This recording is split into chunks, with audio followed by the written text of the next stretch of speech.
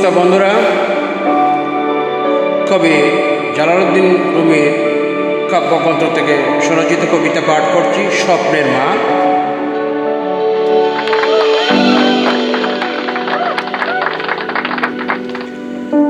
জগৎ জুড়ে সকল সুখ মায়ের কাছে পাই, মায়ের সমান এই দুনিয়ায় আর যে কেহ নাই। সুখে দুঃখে মা জননীর নেই যে তুলনা, মায়ের মতো আপন কোথাও মিলে না। মা ভালোবাসার সিন্ধু আর মমতার মহল, মা উত্তম বন্ধু আর পিপাসার জল।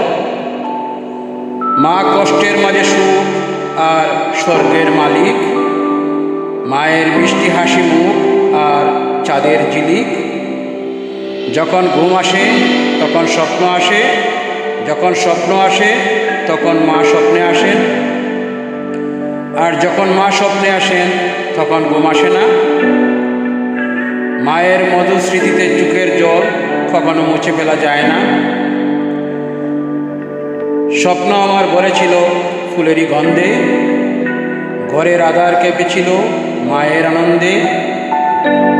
হঠাৎ কখন বিছানায় পড়েছে জ্যোৎস্না, স্বপ্নে দেখি মা। নিকটে আসি করহ পরশ, কহিব কথা কাছে আসো মা। স্বপ্নটা ভাঙিল আর হলো না দেখা মায়ের সাথে, ঘুমটা ভাঙিল মোর অনাহত কি আঘাতে। ছন্দের কবিতা লিখতে পারি মা, দোয়া চাই মা। মা ছাড়া এই ভুবনে কিছুই চাই না।